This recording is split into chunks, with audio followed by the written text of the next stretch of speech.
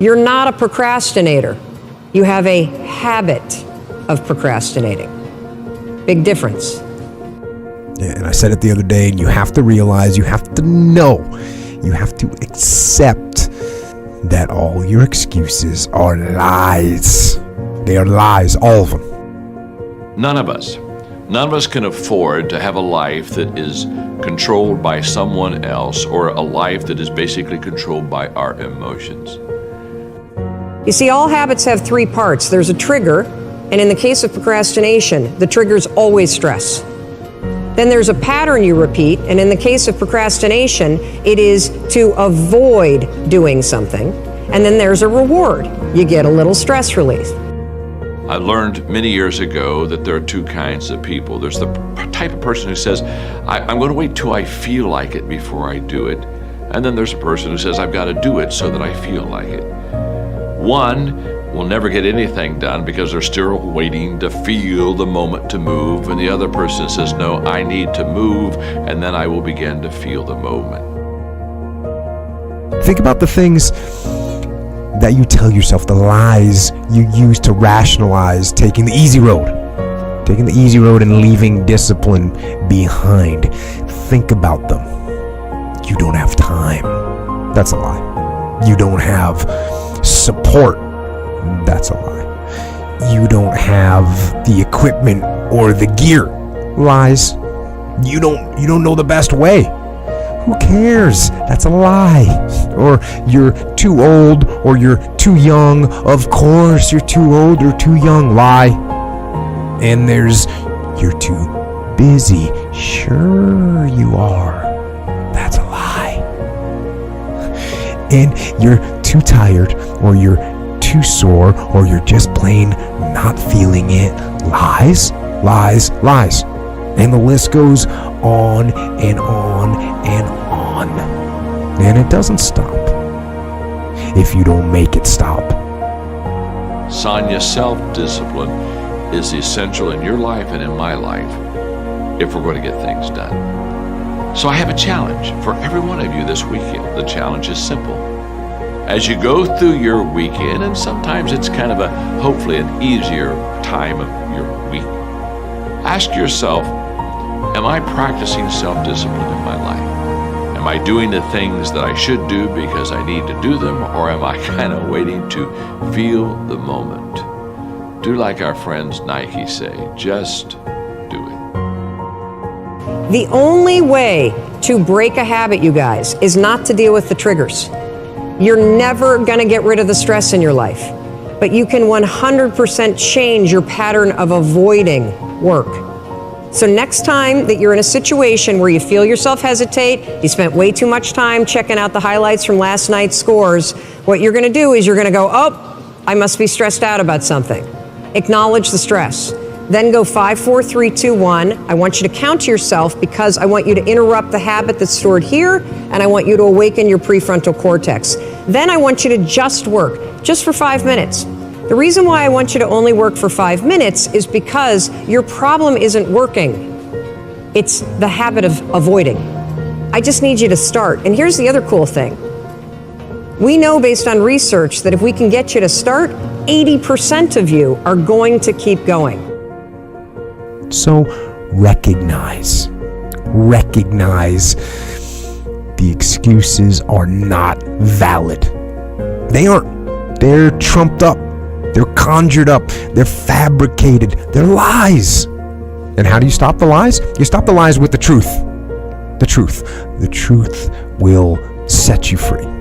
The truth will stand, and the truth will deliver you from procrastination and laziness and the downward spiral that comes with a lack of discipline.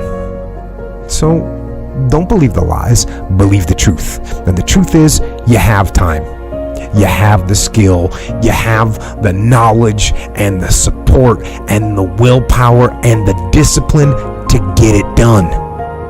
So cast out the lies, burn them down, and listen to the truth. Then live the truth and go out and get it done. Have you ever heard a motivational speaker tell you that attitude is everything? I'll bet you have. I've heard many say that. In fact, they'll say something like, if you can believe it, you can achieve it. And that never quite rang true with me. So I began to press the issue, and I have come to the conclusion that attitude isn't everything. Now, I'm not disclaiming or in any way being disparaging about attitude, because I think attitude is very important. But if anybody comes up to you and tells you that attitude is everything, I don't buy into that. That's not true. For example, attitude can't replace incompetence. If you're incompetent, you can be very happy, but you can still be very unsuccessful. Now, here's what I do know. Attitude isn't everything, but attitude is the main thing that'll make a difference in your life.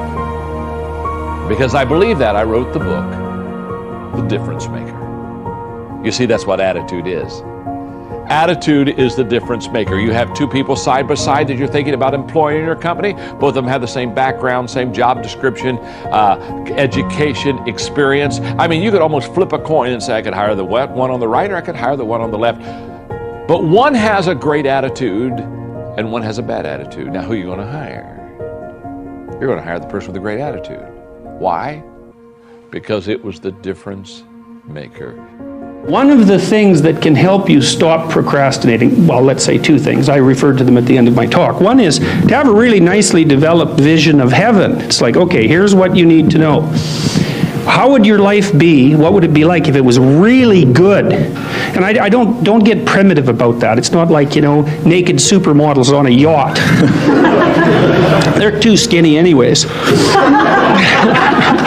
Anyways, you know what I mean. It's like, yeah, I get it, but it's not agape, say. So it's not sophisticated enough to be self-sustaining. It's a stupid vision, and if you pursue it, you're just going to be on a sinking yacht with like anorexics or something like that. So you need a vision. You need a vision of what your life would be like if it was just the way it should be, if it was best for you, and if you were taking care of yourself with this thing that you kind of described as parental love. Which is a really good way of thinking about it because it's nice and concrete. So what would be best for you 3 to 5 years down the road if you were really taking care of yourself like you were someone that you thought should be around? And people are very ambivalent about whether they should be around, so this is a lot harder than you think. So you need that vision. And then what you also need is a vision of what your life would be like if you let yourself deteriorate in precisely the foolish ways that you know that you would deteriorate if you let yourself go. And that's contemplation too. It's like, okay, if I let myself go, where would I end up? And first of all, this is kind of a shadow realization from a Jungian perspective. It's like, first of all, you could let yourself go. Second of all, you already know exactly how you do it if you did do it. And third, with a little imagination, you can conjure up exactly what that would be like, not only for you, but for your family and for the broader social community. And that would be the whole bloody catastrophe, including all the malevolence that would go along with your deterioration and so on. And so then you've got these stark choices before you. One is agape-oriented equilibration, for lack of a better technical phrase, and the other is something that more closely approximates hell than people even think, because if you sink low enough, not only do you sink that low, but you are absolutely motivated to drag people down there with you. And it's a nasty, nasty state of affairs. And so if you're really terrified of that, like you should be, because you've drawn the causal connections, and you're really attracted by the other, then when you sit down and you don't do what you're doing, what you're supposed to be doing, you don't get to say, well, it doesn't matter. And that's the salience landscape issue. It's like, no. The little voice in the back of your head that says it matters, it sees those outcomes down into the future, and it's telling you that it matters. And if you would like the positive outcome over the negative outcome, which is, like I said, your constant choice, you bloody well better sit down and do what you're supposed to. And so that's really helpful. That'll, I think, what is it? Fear of God is the beginning of wisdom. It's like, yes, that's absolutely right. And the role of things like anxiety and terror in promoting proper development, well, are often under-addressed, because we think of those things as our enemies. It's like, they're your enemies if they're working against you, but they're pretty powerful monsters on your side if you've got them oriented properly.